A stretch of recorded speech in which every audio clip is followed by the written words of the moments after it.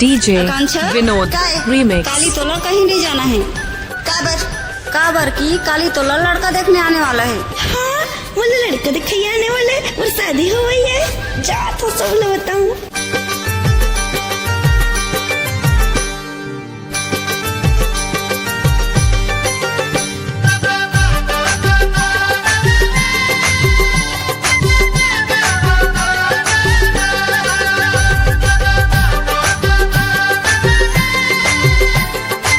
DJ Vinod remix.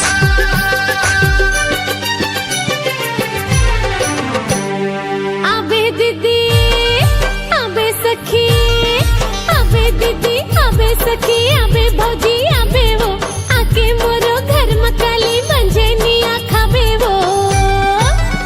काली मोर घर में सगावैया है, मोला देखे बर संग वो वैया है। काली मोर घर में सगावैया है, डीजे विनोद रीमिक्स। दीदी आबे सखी, आबे भौजी आबे वो, आके मोरो घर में काली मंजनिया खाबे वो। काली मोर घर में सगावैया है, मोला देखे बर संग वो वैया है। काली मोर घर में सगावैया है, मोला देखे बर संग वो वैया है। DJ Vinod remix.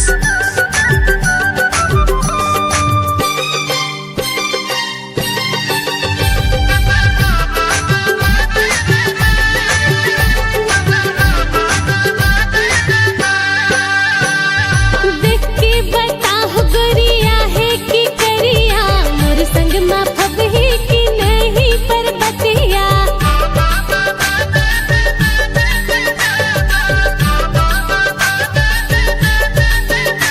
DJ Vinod remix. है कि करिया, मोर संग में फबही कि नहीं पर बतिया। मोर संग में फबही कि नहीं पर बतिया। नहीं ते इहिचे कत को मोर पूछैया है, नहीं ते इहिचे कत को मोर पूछैया है।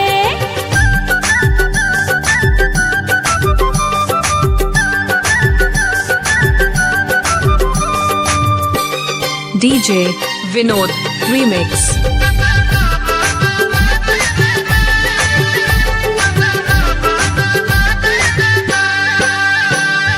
पहली जाके तू मन पावेला पर हो, मोरो बड़ैयो कर तिर ज्यादा कर हो।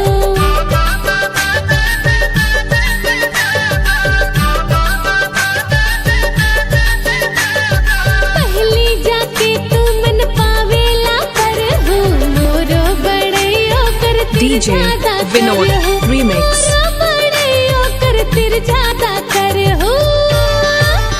झनकहू मोर सखी दतैया है, झनकहू मोर सखी दतैया है।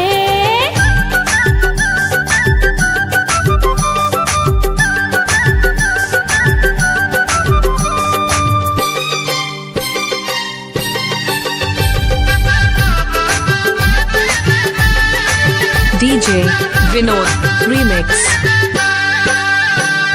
कुछ पाँच के जब तुमन जान जाओ, देख ले हो तब तुमन मोर आगुला हो।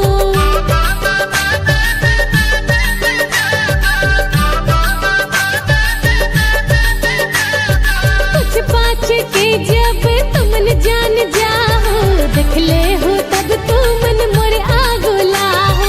देख ले हो तब तुमन मोर आगुला हो। DJ Vinod remix. सुने हावा रायपुरी हाली खैया है, सुने हावा रायपुरी हाली खैया है। आबे दीदी आबे सखी, आबे दीदी आबे सखी, आबे भौजी आबे वो, आके मोरो घर में काली मंजनिया खाबे हो। काली मोर घर में सगावैया है, मोला देखे बर संग वो वैया है। DJ Vinod, remix. सगावैया है, बोला देखे बर संग वो